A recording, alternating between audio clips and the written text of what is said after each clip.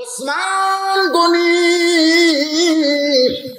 আল্লাহর কোরআন আমাকে বলতেছে আল্লাহু গানিয়ুন ওয়া আনতুমুল ফুকারা, একমাত্র আল্লাহ হলো ধনী আর বাদ বাকি আমরা সবাই হলাম ফকির।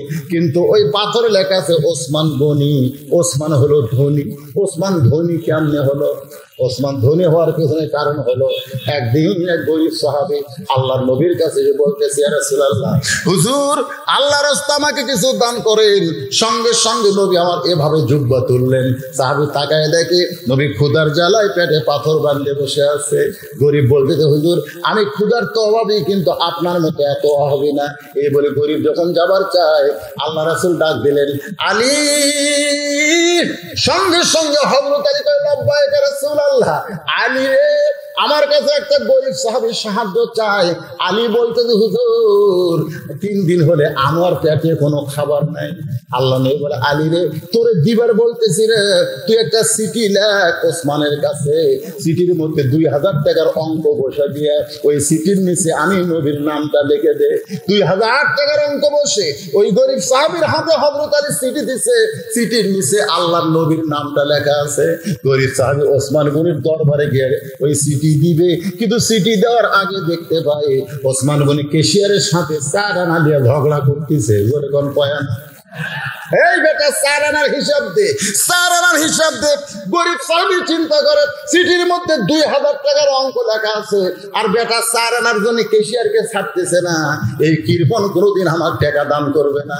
নবীর কাছে গিয়ে বলতেছে ইয়া রাসূলুল্লাহ আপনি দিবার পারেন না ঠিক আছে, কিন্তু এমন কৃপণের কাছে আপনি কেন পাঠালেন? আল্লাহ রাসূল কয় চিঠি তুমি দিছো নাকি? বলে দেওয়ার পরিবেশ পাইনি। রাসূল কয় আবার যাও।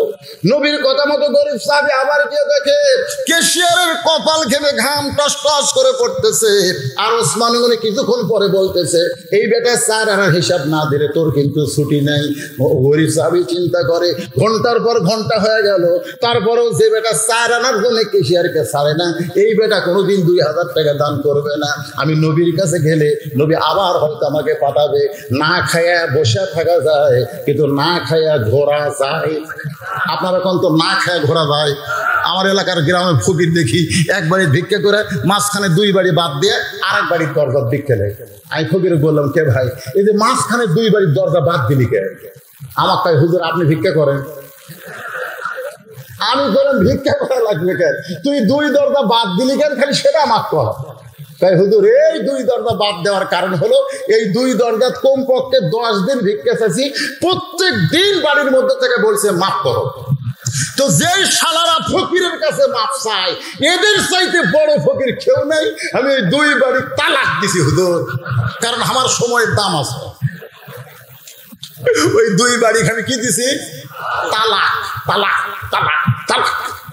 মানে আমার সময়ের দাম আছে, যে দরকার ভিক্ষা পাবো আমি সেই দরকার দাঁড়াবো। তো পরপর 2 বার আসা দেখি 4 আনার জন্য ক্যাশিয়ার ছাড়ে না। আবার নবীর কাছে গেলে নবী আবার পাঠাবে। এই না খায় বেশি ঘোরা যাবে না।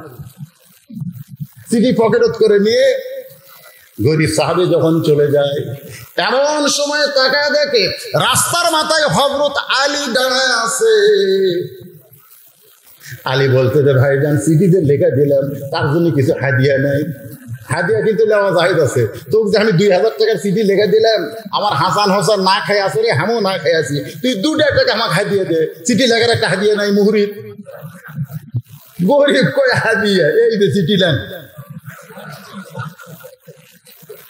আলী ভাই টাকা 2 বার গেছি রে, 4 আনার জন্য যাই ক্যাশিয়ারও ছাড়ে না, ওই 2000 ভিক্ষা দিবে। হযরত আলী বলতেছে তুমি কি জানো আল্লাহর নবী চা করে নিজে করে না, আমার আল্লাহ করা। যাও। আলী যদি আসাদুল্লাহ গালি ভয়ে বলে যাও, আপনি কোন তো গরিব অন্যদিকে যাবি। ওই হযরত আলীর ভয়ে গরিব 3য়বার ওসমান গনির দরজায় গিয়ে দেখে ওসমান গনি আর ক্যাশিয়ার 2 জনে আল্লাহর শুকর আদায় করতেছে। আলহামদুলিল্লাহ আলহামদুলিল্লাহ আলহামদুলিল্লাহ, মানে 4 আনার হিসাব মিলিছে। আপনারা হয়তো চিন্তা করুন, হুজুর 4 আনার হিসাব কেন? প্রত্যেকটা সম্পদশালীকে হিসাব করতে হবে, কারণ হিসাব করে বছর অন্তর 70-2.5 টাকা তাকে জাকাত দেওয়া লাগবে। জোরে কোন কথা ঠিক কি না? আপনি হিসাব ছাড়া জাকাত দেন, আপনার জাকাত আদায় হবে না। তাহলে 4 আনার হিসাবের দরকার আছে না নাই? দরকার আছে নাই? ওসমান গনি 4 আনা হিসাব করে মানে 70-2.5 টাকা জাকাত দিতে যেন অসুবিধা না হয়, এই জন্য তার কাছে 4 আনার দূরত্ব আছে। কিন্তু 4 আনার হিসাব মিলে গেছে, এই জন্য কেশিয়ার ওসমান গনি আল্লাহর শুকর আদায় করতেছে। গরিব সাহাবী, আসসালামু আলাইকুম ওসমান ভাই, এই চিঠি দেন। ওসমান গনি চিঠি নিয়ে, চিঠির নিচে আল্লাহর নবীর নাম। সঙ্গে সঙ্গে ওসমান গনি চুমা দিয়া বলতেছে, ভাইজান এই চিঠি কে পাঠাইছে ভাই? গরিব সাহাবী বলতেছে, চিঠির নিচে আল্লাহর নবীর নাম লেখা আছে, আল্লাহর নবী এই চিঠি পাঠাইছে। সঙ্গে সঙ্গে ওসমান গনি চিঠিতে একটা চুমা দিয়ে বলতেছে, ভাইজান এই চিঠি কে পাঠাইছে ভাই? গরিব সাহাবী মনে মনে চিন্তা করে, চিঠির মধ্যে 2000 টাকার অঙ্ক দেখে মনে হয় পাগলা হচ্ছে, রাগ করে বলতেছে, আল্লাহর নবী এই চিঠি পাঠাইছে। সঙ্গে সঙ্গে ওসমান গনি চিঠিতে চুমু দিয়ে বলতেছে, ভাইজান এই চিঠি কে পাঠাইছে ভাই?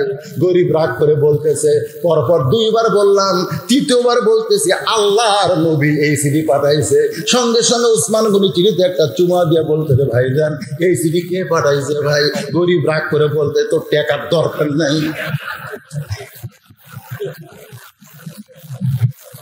3বার নবীর নাম বলার পরেও যখন জানবার চাই, আপনার বলেন তো গরিব মানুষের রাগ বেশি না কম? এমনি তো না খাওয়া। নবীর কাছে এসে বলতেছে, রাসূলুল্লাহ চিঠি নিচে বারবার নাম শুনতে চাই, আমি পরপর 3বার আপনার নাম বলেছি, তারপরেও যখন শুনতে চাই আমি রাগ করে আপনার কাছে বিচার দেই, হুজুর আপনি ওসমানের বিচার করেন। রাসূল কান্দার বলে, আমার ওসমান তো এমন হওয়ার কথা ছিল না, আমার ওসমান তো এমন হওয়ার কথা ছিল না। এই কথা নবী যখন বলতেছে, এমন সময় ওসমান 1 বস্তা টাকা মাথায় নিয়ে নবীর দরবারে হাজির হয়েছে। আল্লাহ রাসূল বলে, ওসমান তোমার ভাইকে 2000 টাকা দান করার চিঠি দেওয়া হয়েছে, তুমি 1 বস্তা টাকা নিয়ে কেন হাজির হয়েছো? ওসমান বলে, হুজুর চিঠি পাওয়ার সঙ্গে সঙ্গে আমি নিয়ত করেছি আমার ভাইকে 2000 টাকা দিয়ে দিব। আবার নিয়ত করলাম, যতবার আপনার পবিত্র নাম, আমি আপনাকে এত ভালোবাসি, কেউ যখন আপনার নাম আমার সামনে নেয় আমার কলিজা ভরে যায়। আমি নিয়ত করেছি যতবার আপনার নাম বলবে ততবার 2000 করে আমি বাড়ায় দিব। এই জন্যই বলেছি চিঠি কে পাঠাইছে। আবার নাম বলেছে, আবার 2000 বাড়ায় দিছি। আবার বলেছে চিঠি কে পাঠাইছে, আপনার নাম বলেছে, আবার 2000 বাড়ায় দিছি। তারপর আবার বাড়ানোর নিয়তে যখন বললাম কে পাঠাইছে, আমার ভাই আর আপনার নাম বলে মেহরাক করে চলে আইছে। চিঠির কারণে 2000 আর 3বার নাম বলার কারণে 6000, এই 8000 টাকার বস্তা আমি আপনার সামনে হাজির। নবী কান্দে, সাহাবী কান্দে, নবী কান্দের বলে, আল্লাহ আমার নামটা শুনলে ওসমান 2000 করে বাড়ায় দেয়। যে ওসমান আমি নবীকে এত ভালোবাসে, আমি নবী ওসমানকে কেমনে ভালোবাসবো? আল্লাহ আমার তো ভালোবাসার কিছুই নাই। আল্লাহ বলে, হাবিব আপনার প্রতি ওসমান ভালোবাসা দেখানোর কারণে আমি আল্লাহ খুশি হইয়া আমার গানি ডিগ্রি আজ থেকে ওসমানকে দিয়া দিলাম। হযরত ওমর আল্লাহর কোরআনকে দেখার জন্য ছদ্মবেশে মদিনার অলি গলি ঘুরতে গিয়ে হঠাৎ হযরত ওমর দেখতে পায় বিস্তীর্ণ মরুভূমি। খুব খেয়াল করবেন, বিস্তীর্ণ মরুভূমির মধ্যে একজন রাখাল উট আর দুম্বা চড়ায়। ওমর ফারুক আল্লাহর কোরআন দেখার জন্য রাখালকে সালাম দিলেন। অর্ধ পৃথিবীর খলিফা সালাম দিলেন একজন রাখালকে, আসসালামু আলাইকুম রাখাল ভাই, আমার পেটে ক্ষুধা লাগছে, আমি উটের 1 পেয়ালা দুধ চাই। রাখাল মুচকি মুচকি হাসে। ওমর ফারুক বলে, রাখাল আমি তোমারে সালাম দিলাম, উটের দুধ চাইলাম, তুমি হাসো কেন? রাখাল বলতেছে, তোমার সালামের উত্তর দিব না, উটের 1 পেয়ালা দুধও দিব না, আগে জানতে হবে তোমার পরিচয়। তোমার পরিচয় কি? ওমর ফারুক চিন্তা করে অর্ধ পৃথিবীর খলিফা হয়ে ছদ্মবেশ ধারণ করছে, এখন পরিচয় দিলে তো গুমুর ফাঁস হয়ে যাবে। রাখাল বলতেছে তোমার পরিচয় দাও। ওমর ফারুক চিন্তায় পড়ে গেলেন, কি পরিচয় দিব, কি পরিচয় দিব। এমন সময় আল্লাহর কোরআন ওমরের সামনে এসে বলতেছে, ওমর রে, রাখাল যখন তোমার পরিচয় চাইছে, তুমি আসল পরিচয় দাও। আসল পরিচয় চেয়ারম্যান না, আসল পরিচয় মৌলানা বজলুর রশিদ না, আসল পরিচয় প্রধানমন্ত্রী না, আসল পরিচয় এমপি না, আসল পরিচয় উপজেলা চেয়ারম্যান না, আসল পরিচয় হলো মিল্লাতা আবিকুম ইব্রাহিম ওয়া সাম্মাকুমুল মুসলিমিন। আসল পরিচয় হলো আমার জাতির পিতা ইব্রাহিম আমার নাম রেখেছে মুসলমান। এখন হযরত ওমর রাখালকে বলতেছে, ভাই আমার পরিচয় যখন শুনবার চাইছো, আমার পরিচয় হলো আমি একজন মুসলমান। রাখাল বলতেছে, আসল না নকল? মারাত্মক কথা, আসল না নকল? ওমর ফারুক বলে, রাখাল মুসলমান তো মুসলমান, এর মধ্যে আবার আসল নকল কি? রাখাল বলতেছে, আসল মুসলমান যারা হবে তারা চাওয়ার ব্যাপারে সতর্ক থাকবে। আসল মুসলমান জাত তার কাছে চাবে না, আসল মুসলমান চাওয়ার ব্যাপারে সতর্ক থাকবে। ইয়াকা না'বুদু ওয়া ইয়াকা নাস্তাঈন। ফেরেশতা জিবরাইল কিন্তু ইব্রাহিম নবীকে বলছিল, আপনি যদি চান আল্লাহ আমাকে 600 পাখা দিয়েছে, এক পাখার বাতাস দিব, নমরুদের আগুনের চুলা সাগরের মধ্যে গিয়ে নিভে যাবে। আমাদের জাতির পিতা বলতেছে, কে রে ফেরেশতা, তুই কি আমাকে মুশরিক হবার কোস? ফেরেশতা জিবরাইল চুপ করছে। তুই যে বললি আমার কাছে চান, তোর কাছে চাবো কেন? তুইও মাখলুক, আমিও মাখলুক, একজন মাখলুক হয়ে মাখলুকের কাছে চাওয়া যাবে না। হাসবি আল্লাহু নি'মাল ওয়াকিল ওয়া নি'মাল মাওলা ওয়া নি'মান নাসির। চাইতে হবে কার কাছে? তুমি যদি আসল মুসলমান হও, তুমি দুধ চাইলা কার কাছে? সঙ্গে সঙ্গে হযরত ওমরের চোখ দিয়ে দর দর করে পানি পড়তেছে। আল্লাহ তোমার কোরআন যখন সমাজের মধ্যে চালু থাকবে, তখন ওমর যদি ভুল করে একটা রাখাল পর্যন্ত ধরতে পারবে। আজকে গোটা বাংলাদেশে কোন জায়গায় কোরআন চালু আছে? কোথাও নাই? আছে? আছে। মসজিদের ভিতরে নেতা যদি 4 রাকাত আসরের 3 রাকাতে বসে, ইমাম মানে কি? নেতা। এতদিন 4 রাকাত পড়াছে, আজকে 3 রাকাত বসিছে, নেতা তো।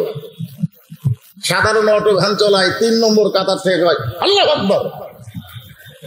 নেতা যদি মনে করে, ইমাম যদি মনে করে বসিছি আর বসিছি, উঠবো না রে, এতদিন 4 রাকাত পড়াছে, আজকে 3 রাকাতই বসে থাকবো, ও না। আপনার বলেন তো, সমস্ত মুসল্লি নেতার পক্ষে হবে না ভ্যানালার পক্ষে হবে? তার মানে বোঝা গেল, যেখানে হক কথা চললে নেতা নুতা মানে না, সেখানে আল্লাহর কোরআন চালু আছে। ধরে কোন কথা ঠিক কি না? আমি নিজের চোখে দেখছি, ডান পাশে আওয়ামী লীগ, বাম পাশে বিএনপি, আর মাঝখানে জামাত ইসলাম। 3 জন মিলে নামাজ পড়বে। এখন ইমাম নাই, ধরে কোন কি নাই? তখন আওয়ামী লীগ জামাত ইসলাম বলছে যে ভাই সামনে যা।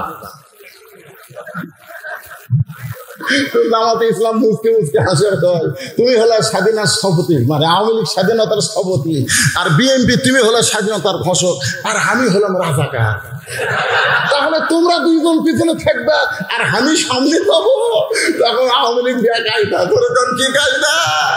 বেকায়দা। বেকায়দা হয়ে বলতেছে 20 দল 40 দল এটা বাইরে চলতে পারে, মসজিদের মধ্যে আওয়ামী লীগ বিএনপি জামাত নাই, আমরা 3 জন ভাই ভাই। ধরে কেন? সুবহানাল্লাহ।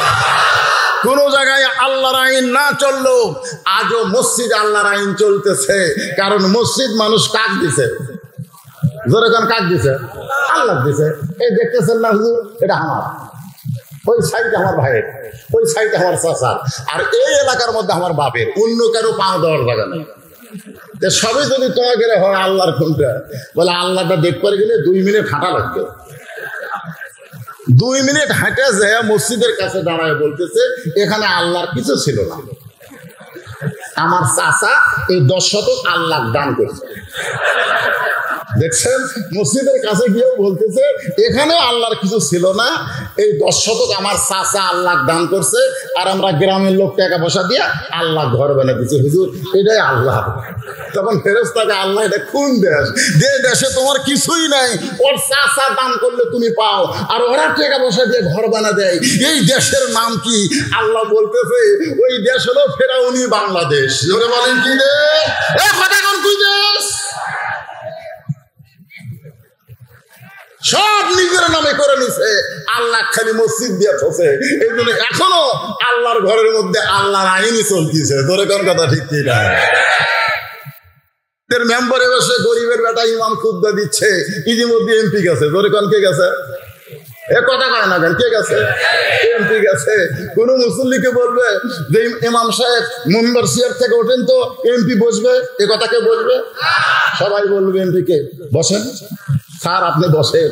আর হুজুর আপনি হুজুর খালি লোক ঠকাচ্ছে আর ওয়াজ করতেছে, আর এমপি খালি মাথা নিচু করে শুনতেছে।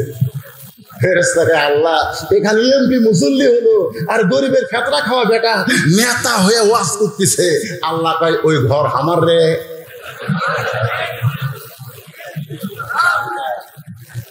মসজিদ যেমন চলতেছে আল্লাহর আইনে, গোটা বাংলাদেশ আল্লাহর আইনে তেমন যদি চলাবার চাই, মসজিদের সৌন্দর্য বাংলাদেশের বাইরে চালু করার দরকার আছে না নাই?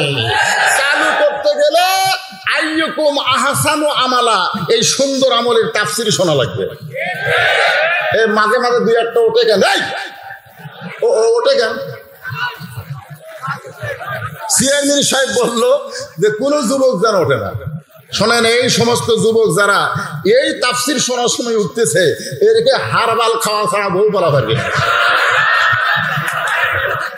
কারণ মাত্র 2 ঘন্টা, 12টা বাজলে আমি নামাজ যাবো রে, যতই ভালো লাগুক 12টার পরে থাকবো না। মাত্র 2টা ঘন্টা পেশাবকে চেক দিয়ে আপনি থাকতে পারবেন না?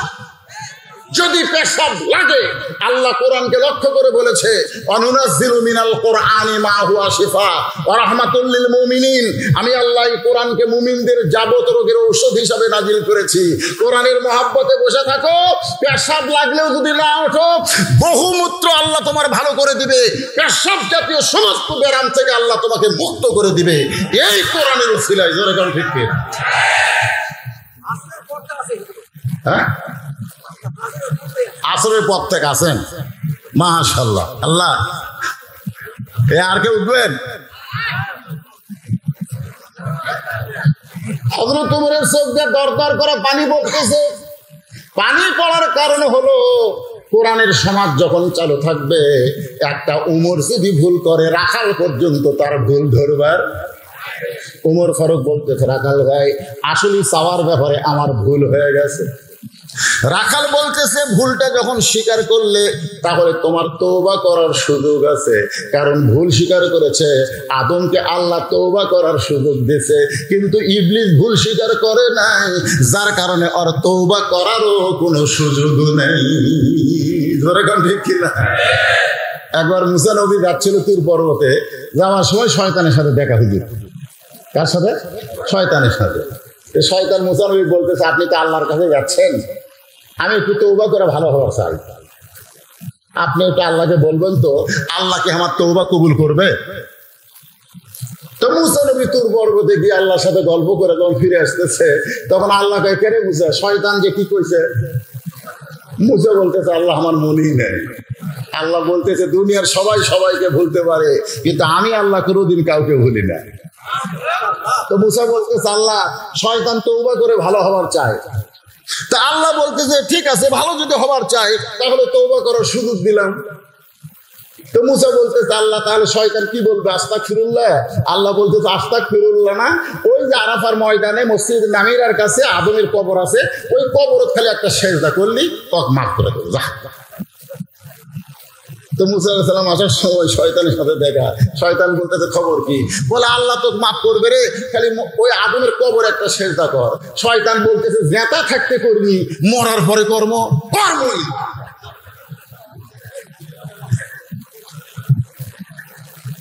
এই জন্য শয়তানের তওবা কবুল হয় নাই, কিন্তু ভুল স্বীকার করেছে আদম আলাইহিস সালাম, আল্লাহ কবুল করেছে। ধরে কোন ঠিক কিনা? সকলে একটু আমার সঙ্গে পড়েন, রব্বানা পড়েন, রব্বানা যালামনা আনফুসানা ওয়া ইল্লাম তাগফির লানা ওয়া তারহামনা লানাকুনান্না মিনাল খাসিরিন।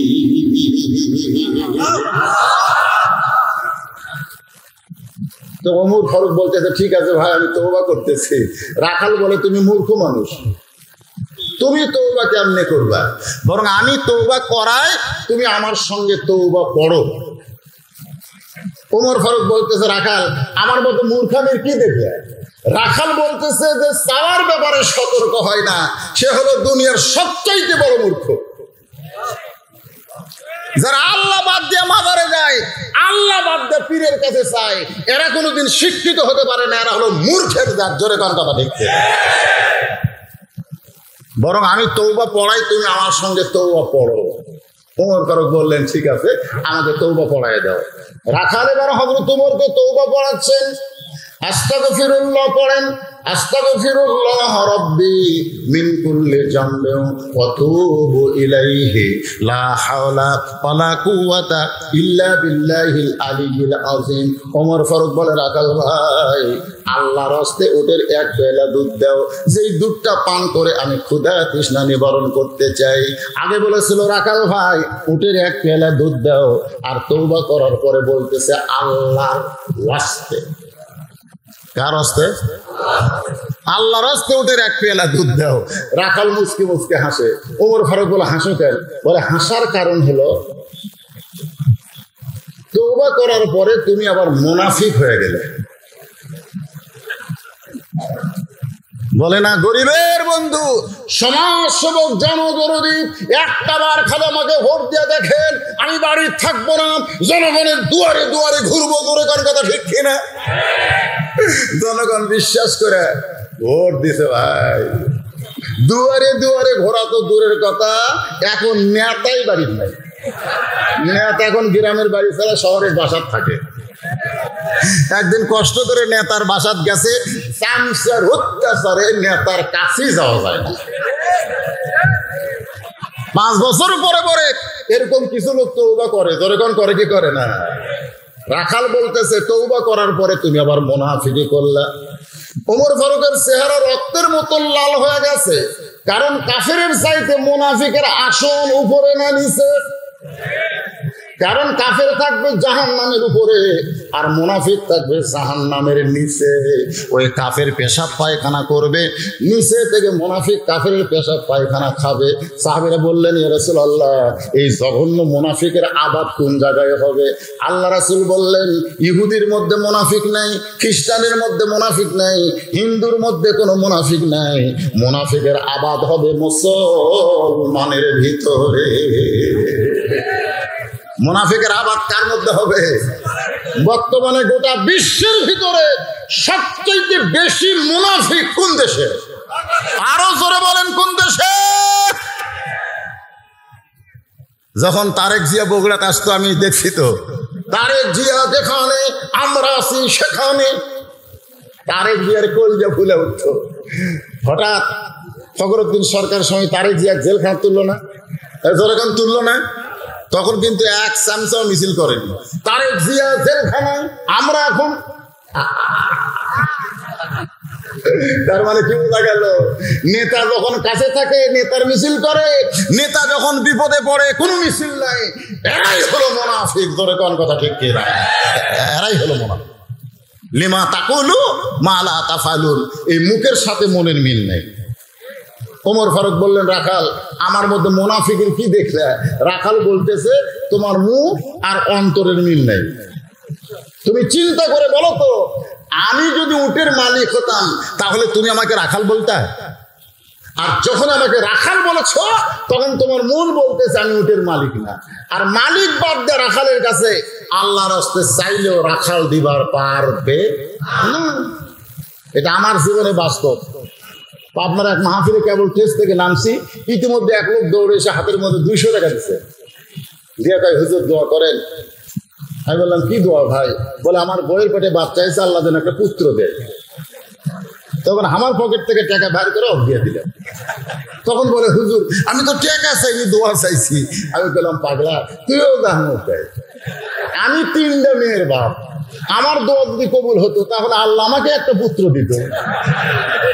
এত দোয়া করার পরে আমাকে আল্লাহ পুত্র দেয়নি, তো আমার দোয়া আমার বইয়ের জন্য কবুল হয়নি, তোর বইয়ের জন্য হবে? তখন বলে হুজুর আপনার টাকা আপনি নেন, আমারটা আমার দেন। এই টাকা দিছি মারছে দৌড়, পিছন থেকে খপ করে ধরে বললাম কোথায় দাস? বলে যেই হুজুরের বেটা চলাছে আমি তার কাছে যাবো। আমি বললাম কোন হুজুরের কাছে না, কোন বাবার কাছে না, কোন পীরের কাছে না, কোন মাজারে না। যদি পাবার চাও কেবলমাত্র আল্লাহর কাছে চাও। ধরে কোন কথা ঠিক কিনা?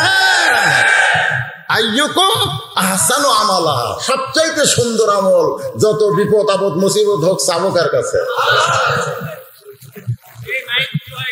ওমর ফারুক বললেন রাখাল তুমি আমারে কি বলবার চাও? রাখাল বলতেছে এখান থেকে মালিকের বাড়ি হলো 10 মাইল দূরে। ভাইজান একটু মনোযোগ দেন, কোন দিকে মাইক বন্ধ হয়েছে?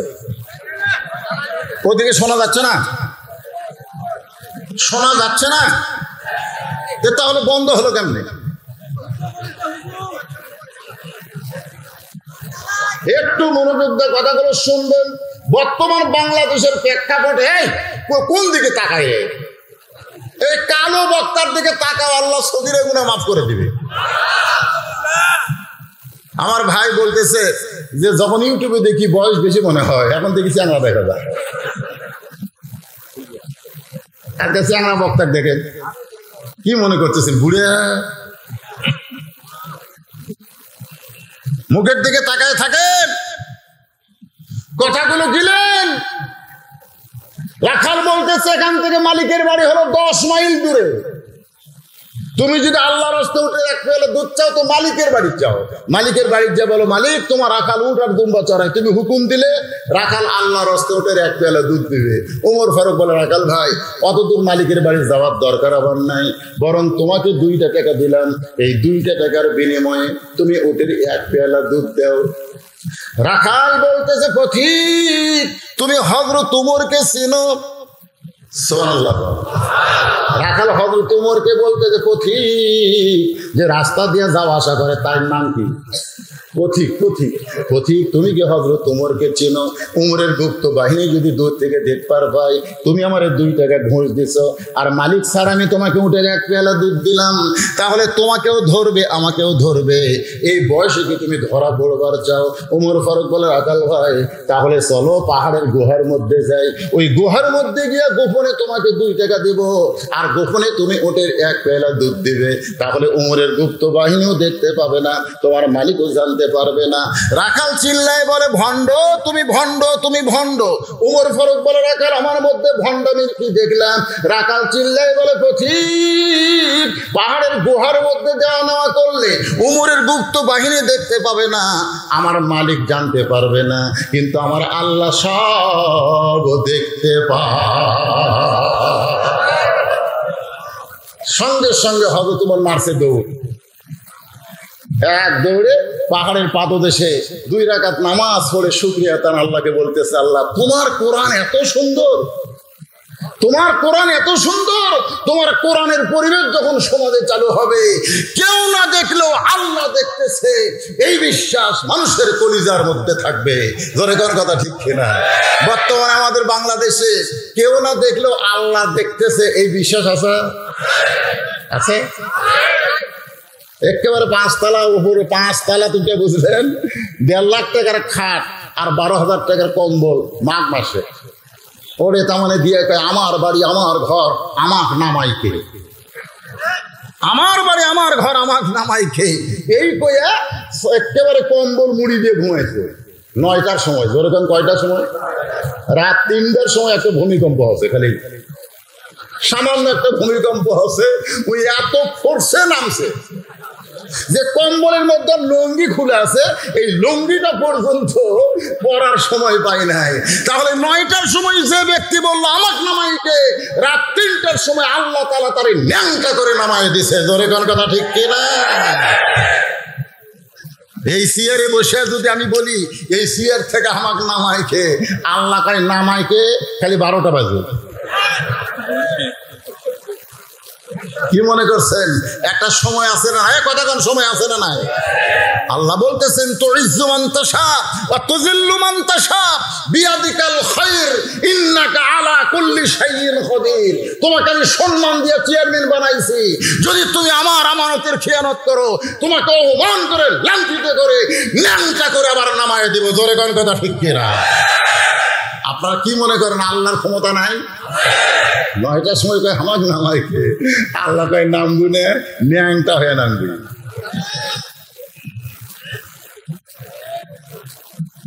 একটু মনোযোগ দিবেন।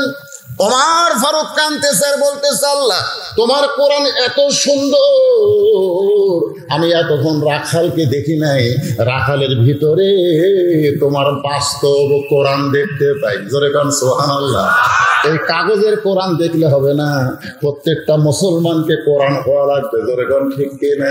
ওমর ফারুক যখন কানতেছে এমন সময় রাখাল পিছনে এসে লোকমা দেয়। রাখাল পিছনে এসে বলতেছে যতই কান্দেন উটের দুধ দেওয়া যাবে না। ওমর ফারুক বলে রাখাল ভাই উটের দুধের কোনো দরকার আমার নাই, আমি শুধু জানতে চাই তুমি না দেখে আল্লাহকে কলিজার মধ্যে জায়গা দিয়ে তুমি যে আল্লাহর কোরআন অনুযায়ী আইয়ুকুম আহসানু আমালা সুন্দর আমল করতেছো, এর বিনিময়ে তোমার চাহিদা কি? একটা চাহিদা তো আছে। আমির হামজা মাত্র 34 বছর বয়স, কোরআনের আয়াত নম্বর ধরে, সূরা নম্বর ধরে, পারা নম্বর ধরে ওয়াজ করে। জোরে কোন কথা ঠিক কিনা? সেই মানুষটাকে 1.5 বছর হলে জেলখানায় বন্দি করে রাখছে। যখন বৌসল দেখবার যায় তখন বলে যে এই যে আপনি জেলখানায় বন্দি হয়ে আছেন শুধুমাত্র কোরআনের হক কথা বলার কারণে, এই বন্দি থাকার পিছনে আপনার চাহিদা কি? ওমর ফারুক বলতেছে রাখাল তোমার একটা ভালো বাড়ি নাই, তোমার একটা ভালো ঘর নাই, তোমার খাওয়া ভালো নাই, তোমার চাকরিও ভালো না, এই রোদে পুড়ে পুড়ে উর্দুম্বা চড়াও, এরপরে আল্লাহর কোরআন অনুযায়ী জীবন চালাও, এর বিনিময়ে তোমার চাহিদা কি? একটা চাহিদা আছে না নাই? আপনারা যারা আল্লাহর দল করেন মাঝে মধ্যে বিপদ আপদ মুসিবত আছে না নাই? ধরে করা যায়। যদি আপনাকে বলা হয় কিনা আল্লাহর দল না করে শয়তানের দল কর, তাহলে তো তোর এই বিপদ হয় না। এই বিপদ নেওয়া তোর চাহিদা কি? সঙ্গে সঙ্গে রাখাল বলতেছে রব্বানা, পড়েন রব্বানা আতিনা ফিদ দুনিয়া হাসানাতাও ওয়া ফিল আখিরাতি হাসানা ওয়া কিনা আযাবান্নার। রাখাল বলতেছে পথিক আমার চাহিদা হলো 2টা। সর্বসাকুল্যে আল্লাহর কোরআন অনুযায়ী সুন্দর আমল করার পেছনে আমার চাহিদা হলো 2টা। 1 নম্বর চাহিদা হলো মহামানব হযরত উমরকে আমি এক নজর দেখতে চাই। যে উমর আল্লাহর কোরআন দিয়ে রাষ্ট্র চালায়, উমর যদি কোরআন দিয়ে রাষ্ট্র না চালাতো তাহলে আমার মতন রাখাল না দেখা আল্লাহকে কলিজার মধ্যে জায়গা দেবার পারতো না। সেই মহামানবকে, ওই মহান নেতাকে এই দুনিয়ার জীবন আমি শুধু একটা বার দেখবার চাই। আমার 2 নম্বর চাহিদা হলো আমি রাখাল যখন মরে যাব, মরার পরে আল্লাহ যেন এই অধম রাখালকে জান্নাত দেয়। তাহলে রব্বানা আতিনা ফিদ দুনিয়া হাসানা, দুনিয়ার চাহিদা হলো ভালো একটা কি দেখা, নেতা দেখা। উমর মানে কি? নেতা, ভালো একটা নেতা দেখা। আমাদের বাংলাদেশের লোকের ভালো একটা নেতা দেখার দরকার আছে না নাই? যেরকম আছে না নাই? যে নেতা শুধু নেতৃত্ব দিবে না, জানাজার ইমামতিও করবার পারবে, আবার মসজিদের মেহরাবেও দাঁড়াবার পারবে। যেরকম কথা ঠিক, কথা ঠিক। আমার দুনিয়ার চাহিদা হলো মহামানব হযরত উমরকে আমি এক নজর দেখতে চাই। আর 2 নম্বর চাহিদা হলো আমি মারা গেলে অদম রাখালকে আল্লাহ যেন জান্নাত দেয়। সঙ্গে সঙ্গে হযরত উমর দৌড়ে গিয়া রাখালের হাতটা এভাবে খপ করে ধরে, কিতাবে আছে 3 বার চুমা খাবে। কয়বার? রাখাল কই পাগলা নাকি? আমার ঘামা হাতে তুমি চুমা খাও, তুমি কি পাগল? ওমর ফারুক বলে, রাখাল, আল্লাহ তোমার 2 নম্বর চাহিদা পুরা করছে। কয় নম্বর? 2 নম্বর চাহিদা পুরা করছে। 2 নম্বর চাহিদা আল্লাহ বলেছে, ইন্নাল্লাযীনা ক্বালু রাব্বুনাল্লাহু সুম্মা ইসতাকাম তাতানাজ্জালু আলাইহিমুল মালায়েকা আল্লা তাখাফু ওয়া লা তাহজানু ওয়া আবশিরু বিল জান্নাহ। সুবহানাল্লাহ বলেন।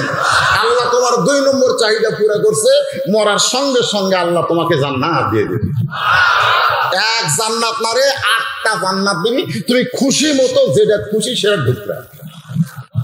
সালামুন পড়েন, সালামুন আলাইকুম তিবতুম ফাদখুলুহা খালিদিন।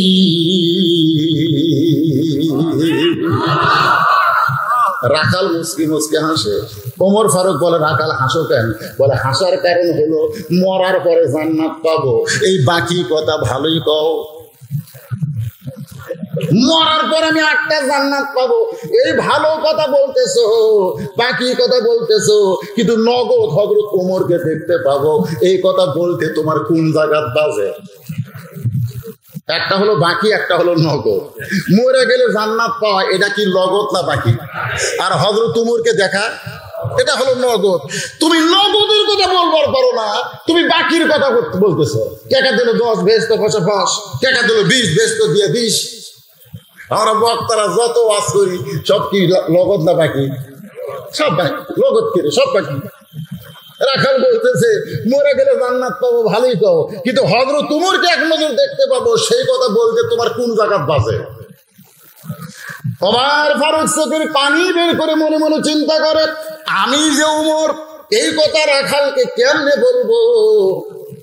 যে রাখাল আমাকে তওবা করাছে, যে রাখাল আমাকে মুনাফিক কইছে, যে রাখাল আমাকে ভণ্ড কইছে, এখন যদি বলি আমি ওমর, বলাও সারা, মরাও সারা। জোরে কোন কথা ঠিক না? যে রাখাল কি করছে? তওবা পড়াছে। জোরে কোন কি পড়াছে? তওবা পড়াছে, মুনাফিক করছে, ভণ্ড করছে। এখন যদি বলে বাবা আমি ওমর, যেই বলবে আমি ওমর, এই বলাও সারা, হাত ফেল, এর নাম হলো হাত ফেল। হাত ফেল করে মরাও সারা। ওমর ফারুক চিন্তায় পড়ে গেলেন, আমি যে ওমর, এই কথা রাখালকে কেমনে বলবো? এমন সময় আল্লাহর কোরআন ওমরের সামনে দাঁড়ায় গেছে, সব সমস্যার সমাধান। এতগুলো মরদ মানুষের এটা একটা স্লোগান। আমাকে এলাকায় 2 দল মানুষ আস্তে কথা কয়, আমাদের কাহারতে 2 দল মানুষ আস্তে কথা কয়। এক দল মানুষ হলো মেয়ে মানুষ, এরা জোরে কথা এই জন্যই কয় না, পর্দার খেলাফ হয়। আর এক দল হলো চোর। চোর, এই চোরেরা জোরে কথা বললে ধরা পড়বে, এই জন্য জোরে কয় না। তো আমার সামনে যারা বসে আছেন, আপনারা কি মেয়ে মানুষ? আপনার কি চোর? তো তাহলে টেনশন করেন কেন? সব সমস্যার সমাধান এইবারে বোঝা গেল মরদ আছে। আল কোরআনের আলো বাকি। এই যে ঘরে ঘরে আলো, আমি ঘর থেকে যখন বার হলাম তখন 2 জন মোবাইলে লাইট ধরলো। আমার কি জন্য ধরলো? যে হুজুর এই মাহফিল পর্যন্ত গেলে অন্ধকারে যাওয়া পারবে না, রাস্তা তো আলো জ্বলান লাগবে। জোরে খান কথা ঠিক কিনা? তাহলে বোঝা গেল শুধু ঘরের মধ্যে আলো থাকলে হবে না, সব জায়গায় আলোর দরকার আছে না নয়? স্লোগান হবে আল কোরআনের আলো, সব জায়গায় আলো, কোনো জায়গা বাদ দেওয়া চলবে না। আল কোরআনের আলো, কোরআন হাদিস যেখানে, দুনিয়ার মুসলমান লিল্লাহে তাকবীর।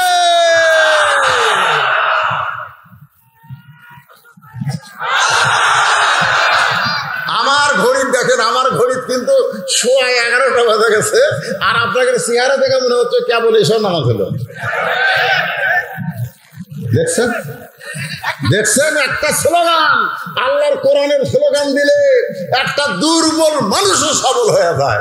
খালি স্লোগানে যদি দুর্বল সবল হয়, আর এই কোরআনকে মানুষ যদি গ্রহণ করে, মানুষ অ্যাটম বোমের চাইতে হাইড্রোজেনের চাইতে শক্তিশালী হবে। জোরে বলেন কথা ঠিক ঠিক? আপনি কোরআন বুকে নিয়ে থাকেন, এই গুলি কর কর, এটা বোঝে, এটা বোঝে। আরে যেটা ধরবার গেলে পাইকারি হারে পারতেছে না তো। আল্লাহ বলেছে লা ইয়ামাসসুহু ইল্লাল মুতাহহারুন। এটা ধরো তো, আসো তো। এই যুবকেরা, এই খালি মোবাইল খেলো, আসো ধরো ধরো। শরীর কাঁপবি না, ধরা যাবি না, ধরা যাবি না। যেটা ধরবার গেলে শরীর পবিত্র করতে হয়, সেইটা যদি কেউ গ্রহণ করে তার আপাদ মস্তক আল্লাহ জান্নাতি কবুল করে নাই। জোরে কোন ঠিক কিনা? আইয়ুকুম আহসানু আমালা, সুন্দর আমল কারে কয়? আমি আপনাদের বুঝানোর তাফসীর করতেছি, মনোযোগ দিয়ে শোনা লাগবে। রাজি আছেন? আল্লাহর কোরআন। জি আচ্ছা, কয়টা বলতে হবি? না না, সেটা না। আপনারা কি মনে করছেন যে আপনারা এটি বসে থাকবেন আর আমি এত বড় বেদব যে আপনি করে থুয়ে দেবো? হইছে না, হইছে না। আমি কি সেই বেদব? বলে চাটা বাদ দেন, কোনো চা লাগবে না, কোনো কিছু লাগবে না। বুড়া মানুষ ওয়াজ করতেছে, খালি মনোযোগটা শোনে। সুবহানাল্লাহ, সুবহানাল্লাহ। আল্লাহর কোরআনের মুজিজা, এটাই হলো কোরআনের মুজিজা। সুবহানাল্লাহ। ওমর ফারুকের কাছে আল্লাহর কোরআন এসে বলতেছে উদউ ইলা সাবিলি রাব্বিকা বিল হিকমাহ।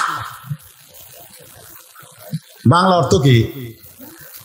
বাংলা অর্থ হলো ডাইরেক্ট যখন পারবা না, ডাইরেক্ট যখন পারবা না, তখন হিকমতের সাথে দাওয়াত দেওয়া লাগবে। ধরে কোন ঠিক কিনা? বর্তমানে এমন একটা পরিবেশ চলতেছে যে আমরা ডাইরেক্ট কোনো কথা বলতে পারতেছি না, তাই বলে হক কথা বাদ দিবে হিকমতের সাথে। এর নাম হলো অ্যাঙ্গেলে মার। ধরে খান কি মার? হ্যাঁ, ওমর ফারুক ডাইরেক্ট, এই যে দেখেন ডাইরেক্ট, এটা ওমর এটা বলতে পারতেছে না। এটা বললে রাখাল হাত ফেল করবে। এই জন্য আল্লাহর কোরআন বলতেছে ডাইরেক্ট যখন পারবে না তখন হিকমত অবলম্বন করো।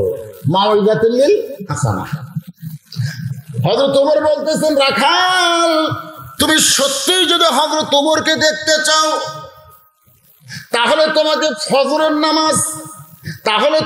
ফজরের নামাজ সামনে কাতারে আদায় করা লাগবে। সামনে কাতারে যদি নামাজ আদায় করো তাহলে মেহরাবের দিকে লক্ষ্য করে দেখবা যেই মানুষটা ইমামতি করতেছে সেই মানুষটি হলেন হযরত ওমর। তার মানে বোঝা গেল খালি অর্ধ পৃথিবীর রাষ্ট্রনায়ক না, অর্ধ পৃথিবীর খলিফা নয়, মসজিদে নববী আরো জোরে। আল্লাহর কোরআন যখন সমাজে চালু হবে তখন আমাদের মতন মৌলবীরা না, এই চেয়ারম্যানেরা ইমামতি করা লাগবে। জোরে কোন কথা ঠিক? হ্যাঁ, আমাকে খাওয়া আছে। আমি হুজুর যদি সুদের বিরুদ্ধে ওয়াজ করি, মসজিদের সভাপতি সুদ খায়, ওয়াজ শেষ, আমার চাকরি শেষ। ভাই দেখো বিকারে আমার বিরুদ্ধে ওয়াজ করলো, তুমি বেতনকে দেবে তো? আমি তো সুদের বিরুদ্ধে ওয়াজ করছি, আমি সুদ খাই। ইমাম সাহেব গরিব মানুষ, জোরহাত করে বলতেছে, চাচা আপনি যে সুদ খান এটা আমি জানলে ওয়াজ করি। কিন্তু এই চেয়ারম্যান যদি ইমাম হয়, সুদের বিরুদ্ধে ওয়াজ করলে, মসজিদের সভাপতি যদি বলে আমি সুদ খাই, আর কান সারা চর দিয়ে ভালো একটা সভাপতি বানাবে। জোরে কোন কথা ঠিক কিনা? ইনারা হবে ইমাম আর আমরা হব মুসল্লি। কিন্তু পাল্টে গেছে। আমরা গরিবেরা হচ্ছি ইমাম, হক কথা বলবার পারতেছি না, বললি খালি মসজিদ পাল্টা।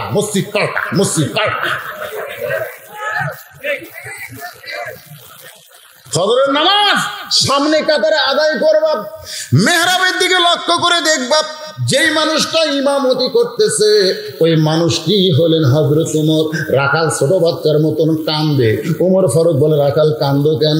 রাখাল বলতেছে, আমি গরিব মানুষ, আমি একজন রাখাল, আমি মসজিদের ভিতরে ঢোকার সাহস পাই না, আমি মসজিদের বারান্দায় নামাজ আদায় করি। মসজিদের ভিতরে কেমনে ঢুকবো? কারণ মসজিদের ভিতরে যারা নামাজ পড়ে তারা নবীর দামি সাহাবী। ওই দামি সাহাবীর মধ্যে আমি একজন সাধারণ রাখাল, ফারুক কেমনে যাই? ওমর ফারুক চোখের পানি বের করে বলে, রাখাল, আল্লাহর কোরআন যদি গ্রহণ করে থাকো তাহলে ভিতরে দামি আর তুমি বাহিরে কম দামি, এই কথা তোমার কে বুঝাইলো? আল্লাহর আইন হলো ইন্না আকরামাকুম ইনদাল্লাহি আতকাকুম। ওই ব্যক্তি সবচাইতে দামি হয়, সম্মানী হয়, যার কলিজার মধ্যে আল্লাহর বেশি ভয়। মসজিদের ভিতরে দামি দামি সাহাবী আর তুমি রাখাল কম দামি, তোমার কে কইছে? বরং উমরকে যদি দেখবার চাও তাহলে সামনে কাতারে নামাজ পড়া লাগবে। এখন কি বলতেছে বলো? রাখাল বলতেছে তাহলে এশার নামাজ পড়ে আজকে আর আমি বাড়ি যাচ্ছি না। ওমর ফারুক বললেন, কেন এশা পরে বাড়ি যাবে না? বলে এশা পরে যদি বাড়ি যায় তাহলে ফজর যদি সামনে কাতারে না পাই, এই জন্য এশা পরে আমি মসজিদেই থাকবো। ওমর ফারুক একটু মুস্কি হাসি দিয়ে বললেন, রাখাল, তুমি জানো এশা থেকে ফজর আর ফজর থেকে জোহর এই 2 ওয়াক্ত নামাজ লম্বা কেন? আর আসর মাগরিব এশা এই 3 ওয়াক্ত তাড়াতাড়ি কেন? একটু বলো তো রাখাল। মানে আসরের কিছুক্ষণ পরেই মগরিব, মগরিবের কিছুক্ষণ পরেই এশা, তাই ঠিক কিনা বলেন? এই 3 ওয়াক্ত কিন্তু তাড়াতাড়ি। আর এশা থেকে ফজর আর ফজর থেকে জোহর এই 2 ওয়াক্ত লম্বা কেন? রাখাল বলতেছে, আমি তো জানি না। ওমর ফারুক বললেন, শোনো, ফজর থেকে জোহর এই লম্বা সময় আল্লাহ দেওয়ার কারণ হলো মানুষ চাকরি বাকরি করবে, খেতে খামারে কাজ কাম করবে, ব্যবসা বাণিজ্য করবে, এগুলো করবে। টেনশন করতে গিয়ে তার দেহের যে ক্ষয় হবে, এশা থেকে ফজর লম্বা সময় দেওয়ার কারণ হলো ওই সময়ের মধ্যে তারা ঘুম পেড়ে ওই দেহের ক্ষয়টা আল্লাহ পুরা করে দিবে। তাহলে এশা থেকে ফজর তুমি মসজিদের সামনে কাতারে ধরার চেষ্টা করবে। যদি তোমার চোখে ঘুম ধরে, ধরতেও তো পারে, রাখাল বলতে ঘুম যদি ধরে তাহলে মসজিদের মধ্যেই ঘুমায় যাব। যেই বলছে মসজিদের মধ্যে ঘুমাবো, উমর ফারুক তো বুঝতেছেন ভাই যে রাস্তাতে গেলে শয়তান 40 দিন যায় না, দৌড়ান কয়দিন যায় না। যেই কইছে মসজিদের মধ্যেই ঘুমাবো, উমর ফারুক বলতেছে মসজিদের মধ্যে তো ঘুম পারবো, তার একটা দলিল দে। কি কোন একটা দলিল লাগবে না? আরে জোহরের নামাজ পড়ে, শোনেন, জোহরের নামাজ পড়ে সব মুসল্লি চলে গেছে, ওরা 4 জন 3 ফ্যান দিয়ে গল্প করতেছে। 4 জন মানুষ 3টা ফ্যান দিয়ে গল্প করতেছে। ফেরেশতাটা আল্লাহ সবাই নামাজ পড়ে চলে গেল, কিন্তু এই 3 জন যে গল্প করতেছে মাথার উপর 3টা ফ্যান ঘুরতেছে। 4 জন গল্প করতেছে, কয় ফ্যান? 3টা ফ্যান ঘুরতেছে। এর রেজাল্ট কি? আল্লাহ বলতেছে নামাজের পরে যতক্ষণ পর্যন্ত এদের মাথার উপর ফ্যান ঘুরিছে, এই ফ্যান ঘোরার বিল এই 4 জন আলাদা ভাবে না দেওয়া পর্যন্ত জান্নাতে যাওয়ার পারবে না। কারণ মসজিদ ওর বাপের ঘর না, ইচ্ছা মতো ফ্যান ঘুরে ভিতরে। কোন কথা ঠিক কিনা? মসজিদ কি তোর বাপের ঘর? হ্যাঁ,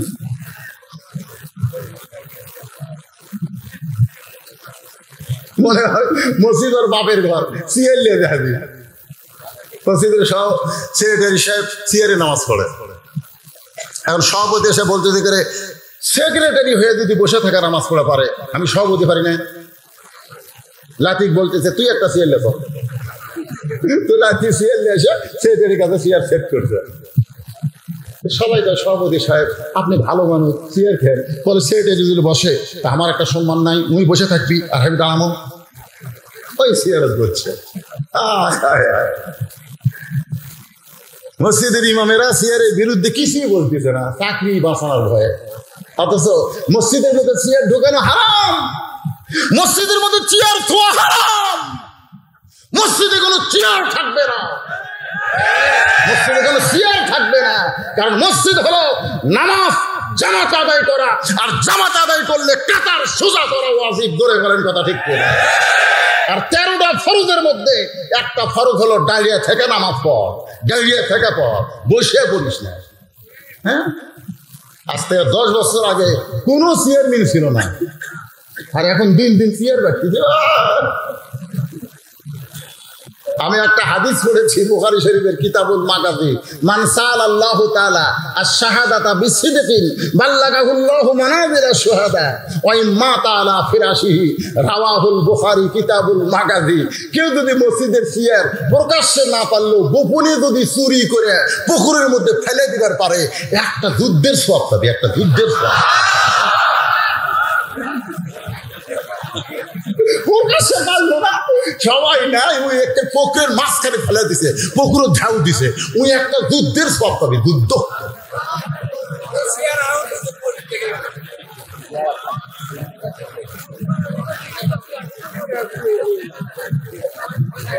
শোনেন, আপনি যদি দুর্বল হন, আল্লাহ তো কঠোর না, আল্লাহ কঠোর।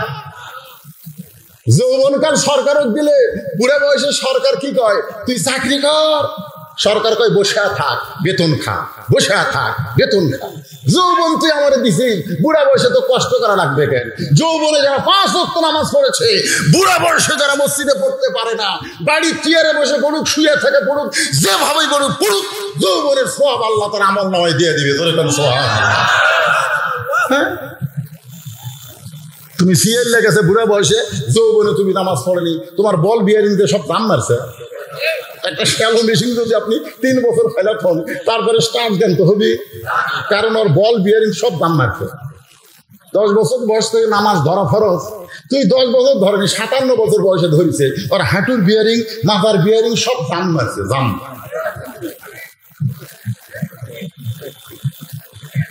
এই জাম মারা ব্যক্তিগুলা মসজিদে চলবে না, জামাতে না গেলে পায়ের গোড়ালির সঙ্গে গোড়ালি মিল করতে হবে। জোরে কোন কথা ঠিক?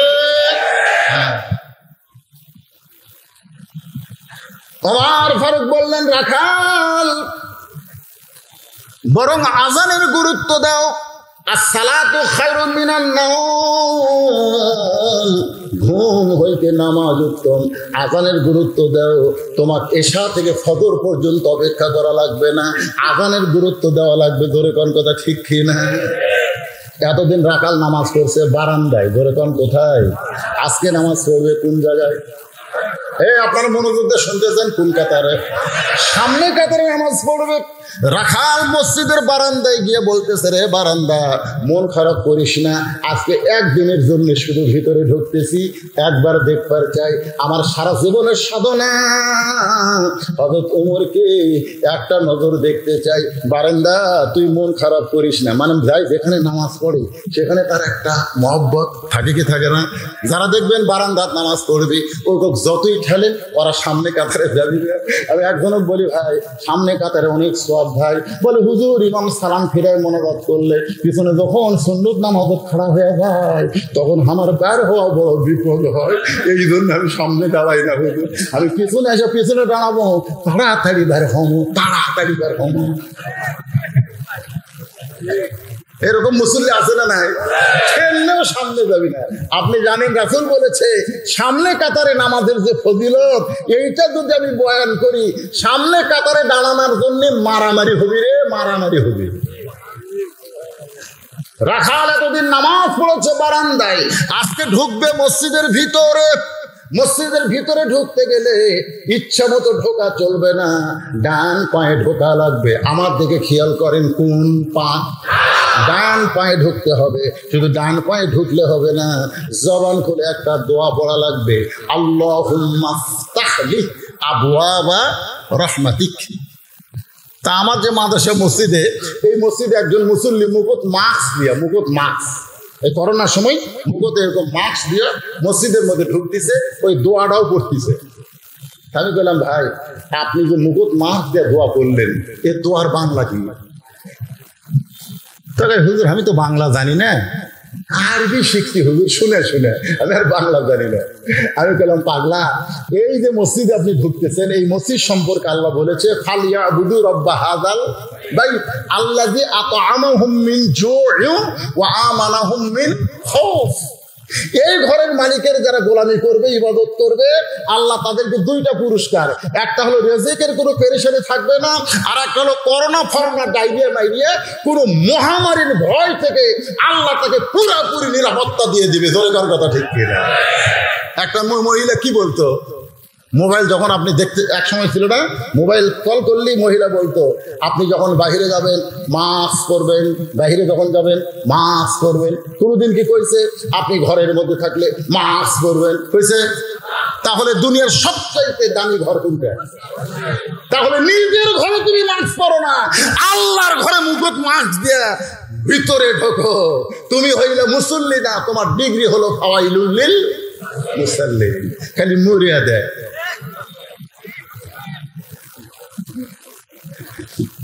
করোনা থেকে বাঁচতে পারছে, ওই করোনা থেকে বাঁচতে বাঁচতে যমুনা ফিউচারের মালিক, যমুনা ফিউচারের মালিক, ঢাকার সবচাইতে ধনী লোক।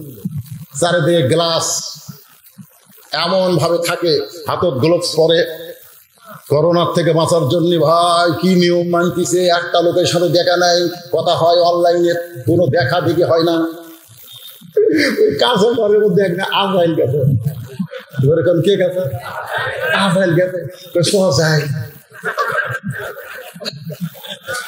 যখন ওই যমুনা ফিউচারের মালিক বলতেছে করোনার ভয়ে আমার যে মরা লাগবে এটা মনেই নেই, দেখছেন, করোনার ভয়ে ওর মরা লাগবে এটা মনেই নেই। এতদিন রাখাল বারান্দায়, আজকে মসজিদের মধ্যে ঢুকতেছে, ডান পায়ে জবান খুলে দোয়া পড়তেছে, আল্লাহুম্মা আফতাহ লি আবওয়াবা রাহমাতিক। এই দোয়াটা পড়ে রাখাল সামনে কাতারে যাবার চাই। প্রত্যেকটা সাহাবী নড়ে সরে রাখালকে সামনে যাওয়ার রাস্তা করে দেয়। জোরে কান সুবহানাল্লাহ।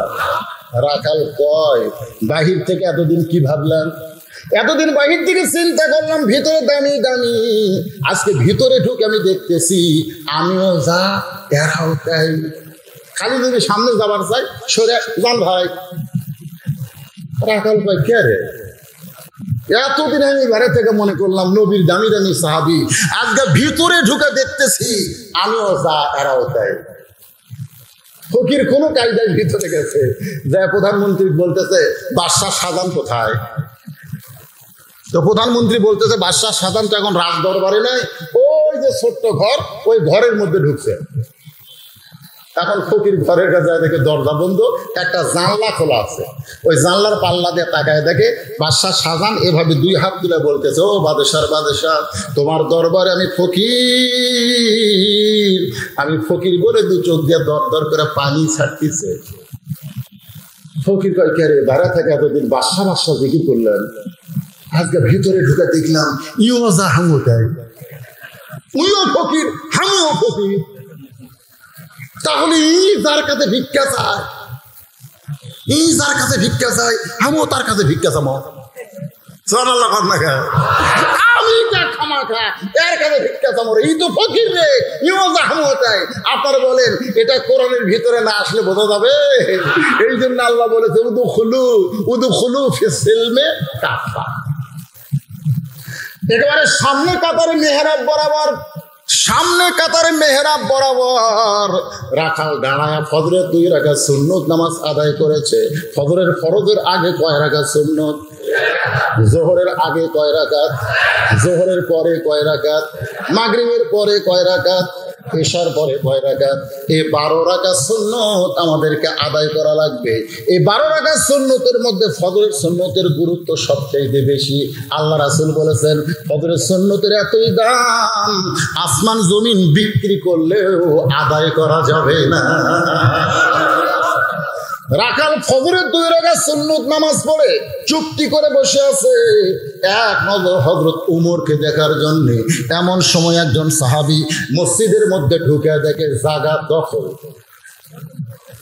এমন সময় এক সাহাবী মসজিদের মধ্যে ঢুকে দেখে জায়গা দখল। জায়গা দখল মানে ওই জায়গায় যে সাহাবী দাঁড়াতো সেই সাহাবীর জায়গাতে একজন বসে আছে।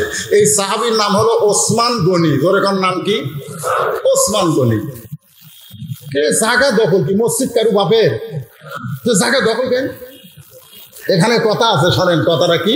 আল্লাহ রাসূল বলেছেন আমি যখন ইমামতি করব, আমি বরাবর পিছনে যিনি দাঁড়াবে তার নাম হলো আবু বকর। আবু বকর যখন ইমাম হবে, আবু বকর বরাবর পিছনে যিনি দাঁড়াবে তার নাম হলো উমর। উমর যখন ইমামতি করবে, উমর বরাবর পিছনে যিনি দাঁড়াবে তার নাম হলো ওসমান।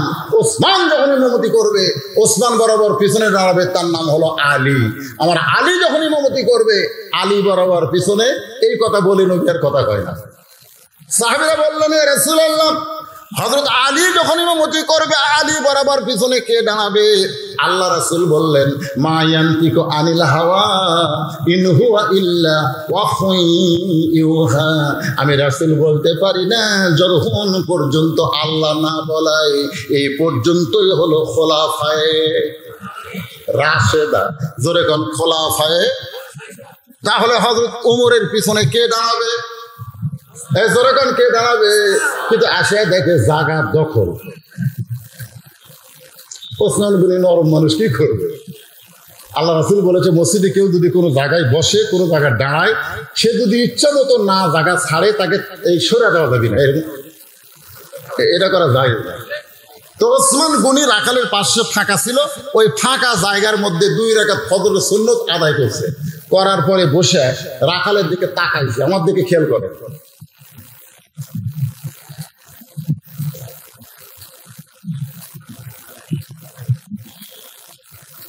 দুইবার তাকাছে, রাখাল কিছু কয়নি। 3বার যেই তাকাইছে, রাখাল ছিল এই মিয়া, এই বারবার আমার কি দেখো? কারণ আপনি যদি চেয়ারম্যানের দিকে 100 বার তাকান, চেয়ারম্যান কিন্তু রাগ করবি না। আমার দিকে 1000 বার তাকান, আমি কিন্তু রাগ করবো না। কিন্তু একটা ভ্যানালার দিকে খালি 2 বার তাকান, খালি তাকাই দেখেন কি রাগ করে। এমন খেপে উঠছে, এই মিয়া আমার দিকে বারবার কেন তাকাও? ওসমান গনি তো নরম মানুষ, বলতে ভাইজান কোনোদিন আপনাকে দেখিনি ভাই, আজকে সামনে কাতারে দেখতেছি, আপনার পরিচয় কি? বলতে আমার পরিচয় হলো আমি রাখাল। যেই বলছে আমার পরিচয় আমি রাখাল, ওসমান গনি মুচকি মুচকি হাসতেছে।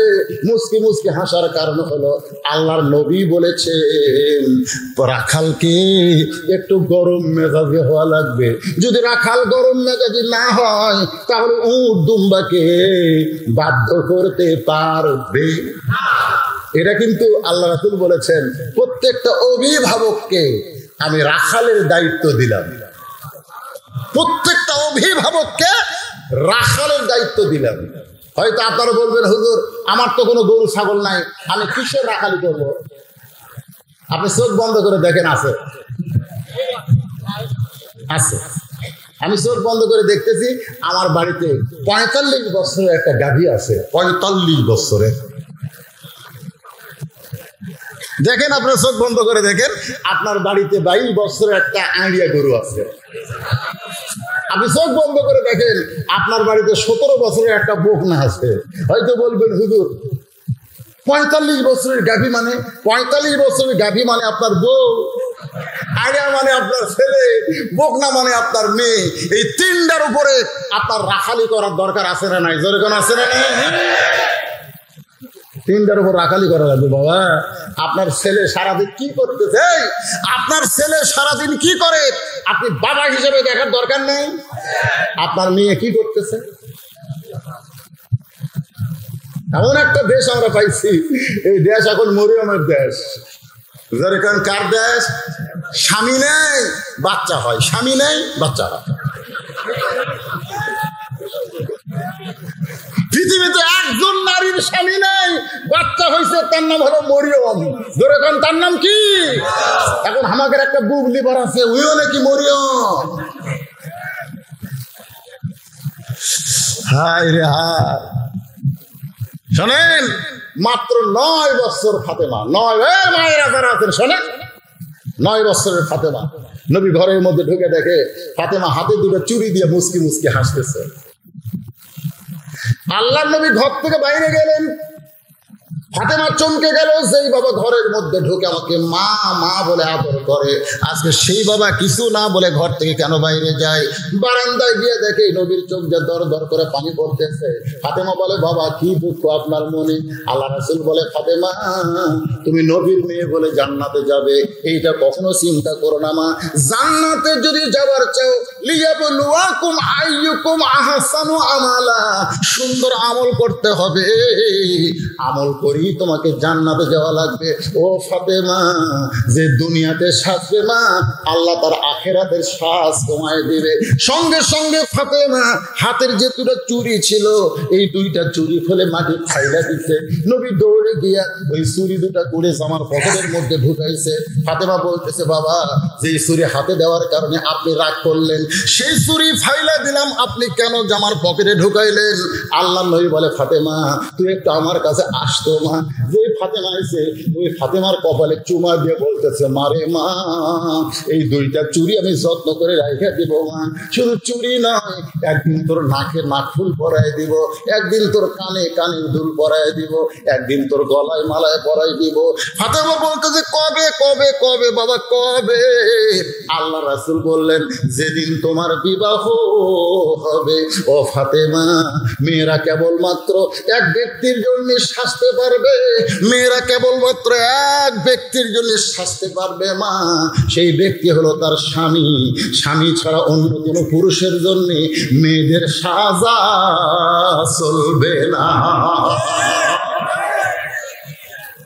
কয়েকদিন আগে নওগাঁর মান্দা এক চেয়ারম্যান সাহেব বলতেছে, আমি বেশি কথা বলবো না, দুটা কথা, একটা হলো বাল্য বিয়ে বন্ধ করেন, আর একটা হলো মাদক মুক্ত সমাজ গড়েন। চেয়ারম্যানের দুইটা কথা বলে তখন যাচ্ছে, আমি হাত ধরে বললাম, ভাই আপনি তো বাল্য বিয়ে বন্ধ করার কথা বলেন, কিন্তু বাল্য প্রেম? আরে বাল্য বিয়ে তো হারাম না, বাল্য বিয়ে তো হালাল, কিন্তু বাল্য প্রেম কি? বাল্য প্রেম কি?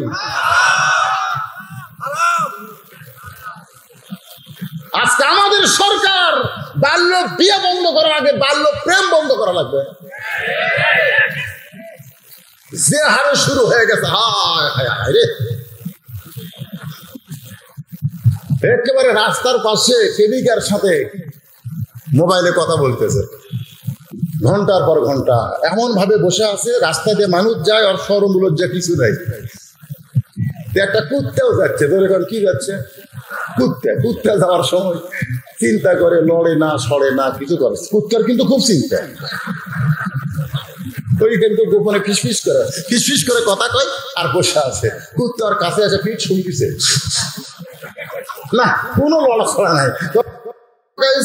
সামনে কয়েকটা পুরাতন কবর দেখতে পাই, পুরাতন কবর দেখে হযরত আলী কান্দার বলে, আল্লাহ এই মাত্র ফাতেমার কবর দিলাম, সেই কবরটা কোন জায়গায়?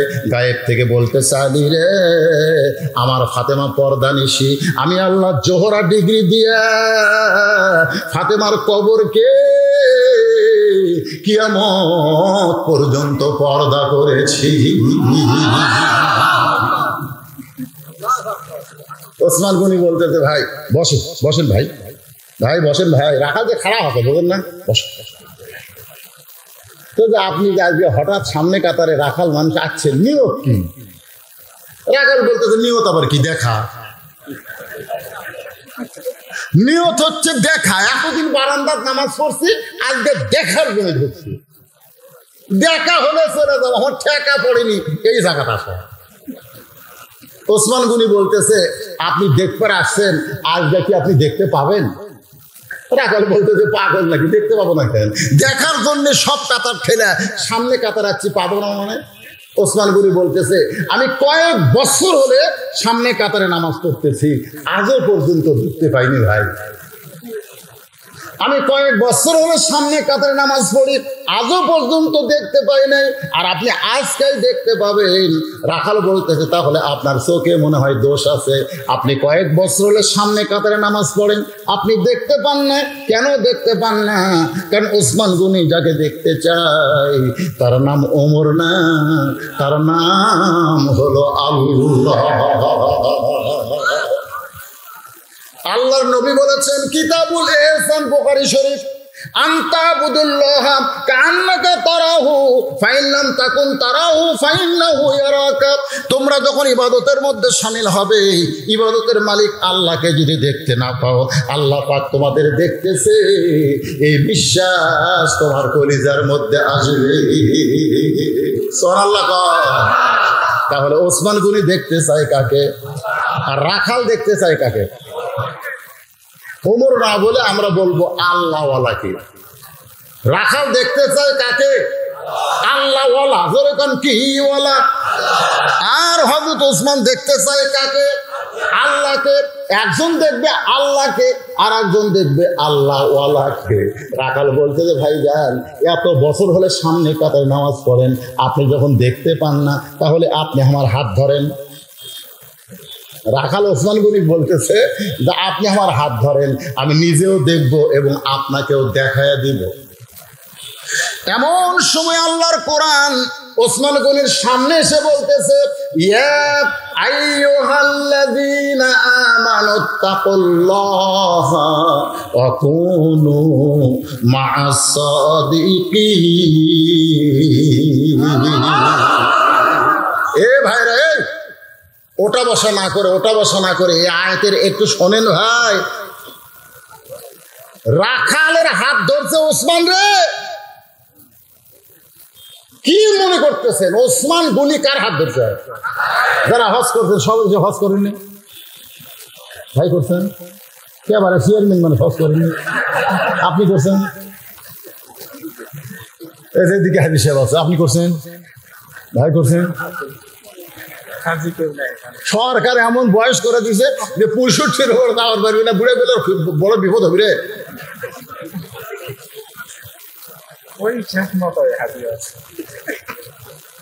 এই জন্যই বলতেছি যে আপনারা যখন মদিনায় যাবেন, রাসূলের রওজার পাশে একটা বিশাল গোরস্থান আছে, সে গোরস্থানের নাম হলো জান্নাতুল বাকি। হ্যাঁ, জান্নাতুল বাকি। এই জান্নাতুল বাকি গোরস্থানে যখনই ঢুকবেন, সর্বপ্রথম যার কবর পাবেন সেই কবরটা হলো ওসমান গনির কবর। হাজার হাজার সাহাবী জান্নাতুল বাকির মধ্যে আছে, মা আয়েশা জান্নাতুল বাকির মধ্যে আছে। হযরত হাসান রাদিয়াল্লাহু, রাসূলের যে দুটো নাতি, সাইয়্যিদুশ শাবাবে আহলিল জান্নাহ, সমস্ত জান্নাতি যুবকদের সর্দার হবে হাসান আর হুসাইন। এই হাসান কিন্তু জান্নাতুল বাকির মধ্যে আছে। সুবহানাল্লাহ। রাসূলের দুধ মা হালিমাতুস সাদিয়া জান্নাতুল বাকির মধ্যে আছে। এমনকি রাসূলের কলিজার টুকরা ফাতেমাও জান্নাতুল বাকির মধ্যে আছে। তবে কোন জায়গাতে আছে ওটা বলা যাচ্ছে না, আল্লাহ ভালো জানে। কিন্তু ওসমান গনি এখানে প্রথম ঢুকে ওসমান গনির কবর। আমি 11 সালে প্রথম যখন ওসমান গনির কবরের পাশে দাঁড়ালাম ভাই, আল্লাহর কোরআন আমার সামনে, যেই মাত্র দাঁড়াইছি কবরের দিকে তাকানোর সাথে সাথে আমার দেহের মধ্যে কম্পন সৃষ্টি হয়ে গেল, এরকম থরথর করে কাঁপতেছে। আমি আশ্চর্য হয়ে গেলাম। কাঁপার কারণ হলো মাত্র 2.5 হাত মাটির তিলে, 2.5 হাত মাটির নিচে জীবিত ওসমান ঘুম পাড়তেছে। জোরে বলেন সুবহানাল্লাহ। জীবিত ওসমান। যদি আল্লাহর কোরআন সত্য হয় তাহলে ওসমান তো মরেনি, ওসমানকে শহীদ করা হয়েছে। জোরে বলেন কথা ঠিক কিনা? আমাকে বাংলাদেশে ঘোড়া বাবা, তেলা বাবা, খেলা বাবা, এরকে বিশাল বিশাল মাজার আছে, কিন্তু ওসমান গনির কবরে কোনো মাজার নাই। সামান্য একটা পাথরে খোদাই করে লেখা আছে ওসমান গনি। কি আপনাদের মধ্যে কথা হচ্ছে, কিছু বলবেন? 12টা বাজতে এখনো 15 মিনিট দেরি আছে।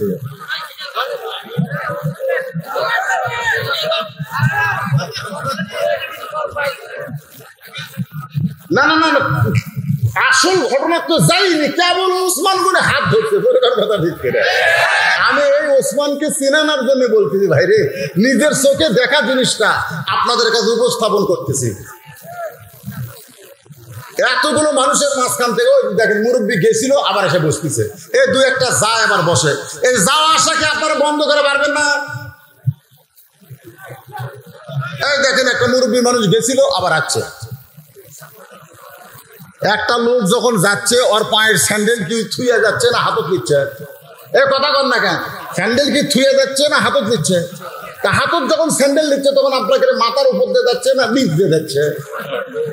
একটা স্যান্ডেল মাথার উপর দিয়ে যাবার দিবেন? এখন যদি কেউ যাবার চায় আপনারা বলবেন, বন্ধু যদি যাবার চাও পায়ের স্যান্ডেল রাইখা যাও রে। ওই পেশা ভুলে যাবি, কারণ মানুষ স্যান্ডেল জুতাকে এত মহব্বত করে, একেবারে মসজিদের সামনে কাতারে নিয়ে থই। ধরে কথা শিখে জুতা স্যান্ডেল এতই মহব্বতের জিনিস ভাই। আর ওটা বসা করেন না, অত্যন্ত গুরুত্বপূর্ণ বিষয়। ওসমান গনি, আল্লাহর কোরআন আমাকে বলতেছে আল্লাহু গানিয়ুন ওয়া আনতুমুল ফুকারা। একমাত্র আল্লাহ হলো ধনী, আর বাদ বাকি আমরা সবাই হলাম ফকির। কিন্তু ওই পাথরে লেখা আছে ওসমান গনি, ওসমান হলো ধনী। ওসমান ধনী কেমনে হলো? ওসমান ধনী হওয়ার পিছনে কারণ হলো, একদিন এক গরিব সাহাবী আল্লাহর নবীর কাছে বলতেছে, ইয়া রাসূলুল্লাহ, হুজুর আল্লাহর রাস্তা আমাকে কিছু দান করেন। সঙ্গে সঙ্গে নবী আমার এভাবে জুব্বা তুললেন। সাহাবী তাকায় দেখে নবী ক্ষুধার জ্বালায় পেটে পাথর বাঁধে বসে আছে। গরিব বলতেছে, হুজুর আমি ক্ষুধার তো অভাবী, কিন্তু আপনার মতো এত অভাবী না। এই বলে গরিব যখন যাবার চায়, আল্লাহ রাসূল ডাক দিলেন, আলী। সঙ্গে সঙ্গে হযরত আলী কয়, লাব্বাইক ইয়া রাসূলুল্লাহ। আলী রে, আমার কাছে একটা গরিব সাহাবী সাহায্য চায়। আলী বলতেছে, হুজুর 3 দিন হলে আমার পেটে কোনো খাবার নাই। আল্লাহ নবী বলে, আলী রে, তোরে দিবার বলতেছি রে, তুই একটা চিঠি লেখ ওসমানের কাছে। চিঠির মধ্যে 2000 টাকার অঙ্ক বসে দিয়ে ওই চিঠির নিচে আমি নবীর নামটা লিখে দে। 2000 টাকার অঙ্ক বসে ওই গরিব সাহাবীর হাতে হযরত আলী চিঠি দিছে। চিঠির নিচে আল্লাহর নবীর নামটা লেখা আছে। গরিব সাহাবী ওসমান গনির দরবারে গিয়ে ওই চিঠি দিবে, কিন্তু চিঠি দেওয়ার আগে দেখতে পাই ওসমান গনি কেশিয়ারের সাথে 4 আনা দিয়ে ঝগড়া করতেছে। কোন পয়ান, এই বেটা 4 আনার হিসাব দে, 4 আনার হিসাব দে। গরিব সাহাবী চিন্তা করে, চিঠির মধ্যে 2000 টাকার অঙ্ক লেখা আছে, আর বেটা 4 আনার জন্য কেশিয়ারকে ছাড়তেছে না। এই কৃপণ কোনোদিন আমার টাকা দান করবে না। নবীর কাছে গিয়ে বলতেছে, ইয়া রাসূলুল্লাহ, আপনি দিবার পারেন না ঠিক আছে, কিন্তু এমন কৃপণের কাছে আপনি কেন পাঠালেন? আল্লাহ রাসূল কয়, চিঠি তুমি দিছো নাকি? বলে, দেওয়ার পরিবেশ পাইনি। রাসূল কয়, আবার যাও। নবীর কথা মতো গরিব সাহাবী আবার গিয়ে দেখে কেশিয়ারের কপাল ঘেমে ঘাম টস টস করে পড়তেছে। আর ওসমান গনি কিছুক্ষণ পরে বলতেছে, এই বেটা 4 আনার হিসাব না দিলে তোর কিন্তু ছুটি নাই। গরিব সাহাবী চিন্তা করে, ঘন্টার পর ঘন্টা হয়ে গেল, তারপরেও যে বেটা 4 আনার জন্য কেশিয়ারকে ছাড়ে না, এই বেটা কোনোদিন 2000 টাকা দান করবে না। আমি নবীর কাছে গেলে নবী আবার হয়তো আমাকে পাঠাবে। না খায়া বসে থাকা যায়, কিন্তু না খায়া ঘোরা যায়। আপনারা এখন তো না খায়া ঘোরা যায়। আমার এলাকার গ্রামে ফকির দেখি, এক বাড়ি ভিক্ষা করে মাঝখানে 2 বাড়ি বাদ দিয়ে আরেক বাড়ির দরজা ভিক্ষা নেয়। আমি ফকিরে বললাম, কে ভাই, এই যে মাঝখানে 2 বাড়ির দরজা বাদ দিলি কে? আমার কয়, হুজুর আপনি ভিক্ষা করেন। আমি বললাম, ভিক্ষা করা লাগবে কেন? তুই 2 দরজা বাদ দিলি কেন, খালি সেটা আমার কর। তাই হুজুর, এই 2 দরজা বাদ দেওয়ার কারণ হলো, এই 2 দরজা কমপক্ষে 10 দিন ভিক্ষা চাইছি, প্রত্যেক দিন বাড়ির মধ্যে থেকে বলছে মাফ করো। তো যে শালারা ফকিরের কাছে মাপ চায়, এদের চাইতে বড় ফকির কেউ নাই। আমি ওই 2 বাড়ি তালাক দিছি হুজুর, কারণ আমার সময়ের দাম আছে। ওই 2 বাড়ি আমি কি দিছি? তালাক, তালাক, তালাক, তালাক। মানে আমার সময়ের দাম আছে, যে দরকার ভিক্ষা পাবো আমি সেই দরকার দাঁড়াবো। তো পরপর 2 বার আসা দেখি 4 আনার জন্য কেশিয়ার ছাড়ে না। আবার নবীর কাছে গেলে নবী আবার পাঠাবে। এই না খায় বেশি ঘোরা দেবে না। চিঠি পকেটত করে নিয়ে গরিব সাহাবী যখন চলে যায়, এমন সময় তাকায় দেখে রাস্তার মাথায় হযরত আলী দাঁড়ায় আছে। আলী বলতে যে, ভাইজান চিঠিতে লেখা দিলাম, তার জন্য কিছু হাদিয়া নাই। হাদিয়া কিন্তু নেওয়া জায়েজ আছে। তোকে যে আমি 2000 টাকার চিঠি লেখা দিলাম, আমার হাসান হোসেন না খাই আছে রে, আমিও না খাই আছি, তুই 2 টাকা আমাকে হাদিয়া দে। চিঠি লেখার একটা হাদিয়া নাই মুহুরির। গরিব কই হাদিয়া, এই যে চিঠি নেন। আলী ভাই টাকা 2 বার গেছি রে, 4 আনার জন্য যাই কেশিয়ারও ছাড়ে না, ওই 2000 ভিক্ষা দিবে। হযরত আলী বলতে, তুমি কি জানো আল্লাহর নবী চা করে নিজে করে না, আমার আল্লাহ করা। যাও। আলী যদি আসাদুল্লাহ গালি ভয়ে বলে, যাও, আপনি কোন তো গরিব অন্যদিকে যাবি। ওই হযরত আলীর ভয়ে গরিব 3য়বার ওসমান গনির দরজায় গিয়ে দেখে ওসমান গনি আর কেশিয়ার 2 জনে আল্লাহর শুকর আদায় করতেছে।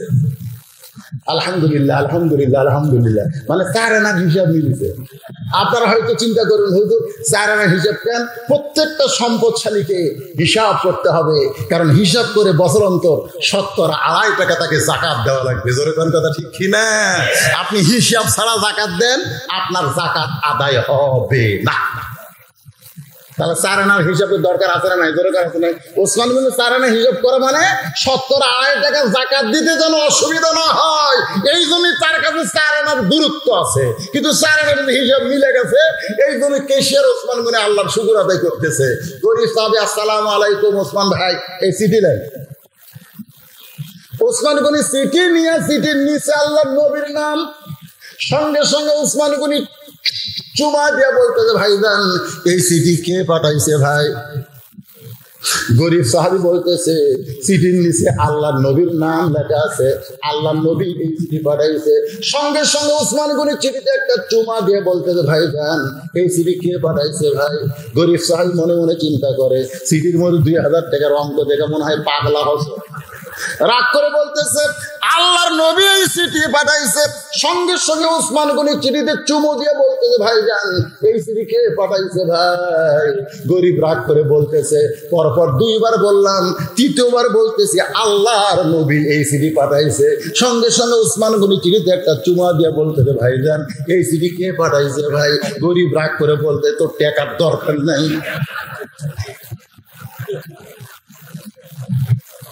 3 বার নবীর নাম বলার পরেও যখন জানবার চাই, আপনার বলেন তো গরিব মানুষের রাগ বেশি না কম? এমনি তো না খাওয়া। নবীর কাছে এসে বলতেছে রাসূলুল্লাহ চিঠি নিচে বারবার নাম শুনতে চাই, আমি পরপর 3 বার আপনার নাম বলেছি, তারপরেও যখন শুনতে চাই আমি রাগ করে আপনার কাছে বিচার দেই, হুজুর আপনি ওসমানের বিচার করেন। রাসূল কান্দার বলে আমার ওসমান তো এমন হওয়ার কথা ছিল না, আমার ওসমান তো এমন হওয়ার কথা ছিল না। এই কথা নবী যখন বলতেছে এমন সময় ওসমান 1 বস্তা টাকা মাথায় নিয়ে নবীর দরবারে হাজির হয়েছে। আল্লাহ রাসূল বলে ওসমান তোমার ভাইকে 2000 টাকা দান করার চিঠি দেওয়া হয়েছে, তুমি 1 বস্তা টাকা নিয়ে কেন হাজির হয়েছো? ওসমান বলে হুজুর চিঠি পাওয়ার সঙ্গে সঙ্গে আমি নিয়ত করেছি আমার ভাইকে 2000 টাকা দিয়ে দিব।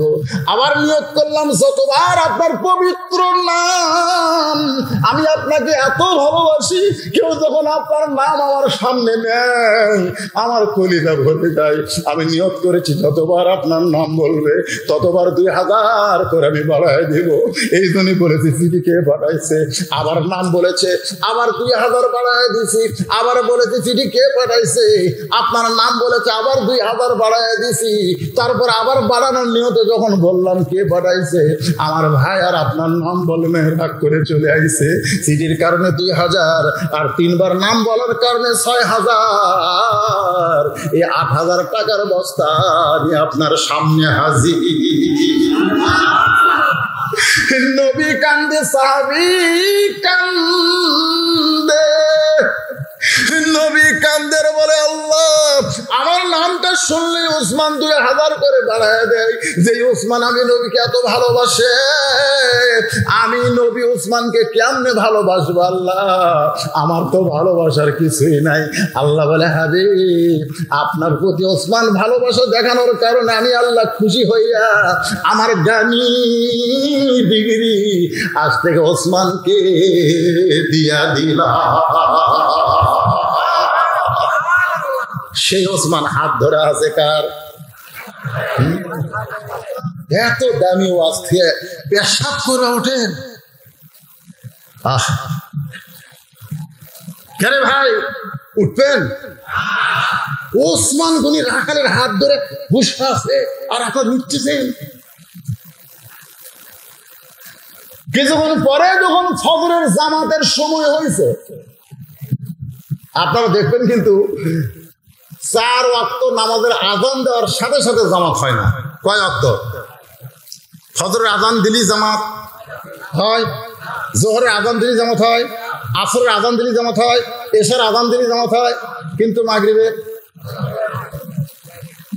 না। কেউ যদি মনে করে আসরের আযান দেওয়ার 15 মিনিট পরে আমি জামাত পাচ্ছি, জোহরে আযান দেওয়ার 15 মিনিট পরে আমি জামাত পেয়েছি, মাগরিবের আযান দেওয়ার 15 মিনিট পরে আমি জামাত পাবো, এই নিয়তে যদি মসজিদে 15 মিনিট পরে যায় দেখবে খালি মসজিদ পড়ে আছে, এক মুসল্লিও নাই।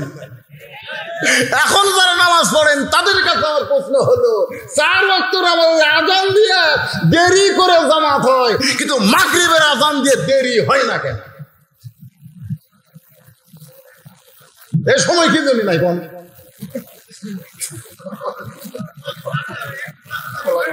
এসব রক্ত আসবি সেই জন্যে। অন্য কারণ আছে পাগলারা, অন্য কারণ আছে রে। বল মতো সবই, কেন ওটা উঠে করেনি। একটা যুবক উঠতেছে না, দুই একটা মুরব্বীর থেকে উঠতেছে, আর এক মুরব্বী আছে যায় না রে, ওরা আবার এসে ঘুরে আসে বসে।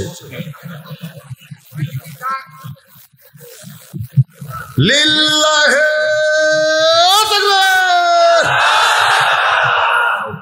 হাত দে।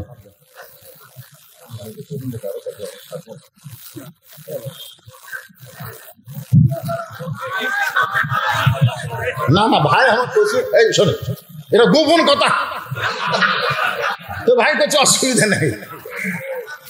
হ্যাঁ এই ওয়াজ শেষ করা পর্যন্ত আমরা সবাই থাকবো, ধরে কোন কথা ঠিক। হ্যাঁ ভাই জান, এই আরো ওটা বসা করেন না। ওসমান গনি কিন্তু রাখালের হাত ধরেছে, রাখাল হাত ধরে নাই, ওসমান গনি রাখালের হাত ধরেছে। ইয়া আইয়ুহাল্লাযীনা আমানু তাকুল্লাহা ওয়া কুনু মা'আস সাদিকিন। আল্লাহ কোরআনে বলেছে, রে ঈমানদারেরা, তোমরা যদি আল্লাহর ভয় কলিজার মধ্যে রাখতে চাও তাহলে সত্যবাদী বান্দার তোমরা সাথী হও। ওয়া কুনু মা'আস সাদিকিন, কার সাথী? কথা কি শোনা যাচ্ছে? তাহলে কার সাথী? সত্যবাদী কারা?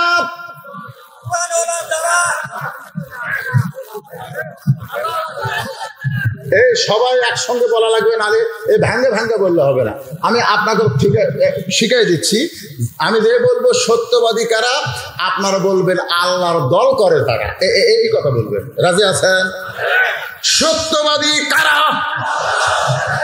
এখন আল্লাহর দল করার কারণে এই সত্যবাদীর সাথী হতে গিয়ে যদি জেলখানায় যাওয়া লাগে তখন কি করে? কারা কারা রাজি আল্লাহকে হাত দেখেন। লিল্লাহে তাকবীর। আল্লাহ হাত নামান। 5 বিবি, 5টা বিবি, 5 বিবি রে, বিবি মানে বউ রে। 5 বিবি আমি বহুবার এসেছি, আপনাদের মনে আছে? এই পাশে পাটা বুটে আমি পানির মধ্যে বাস করে গেছি। পানি হয় তাও জনগণ লড়ে না। বহু জায়গায় মাহফিল করছি। অনেকদিন পর আজকে আমার কলজে ভরে গেছে, ও যা করি কলজে আমার ভরে গেছে। সুবহানাল্লাহ।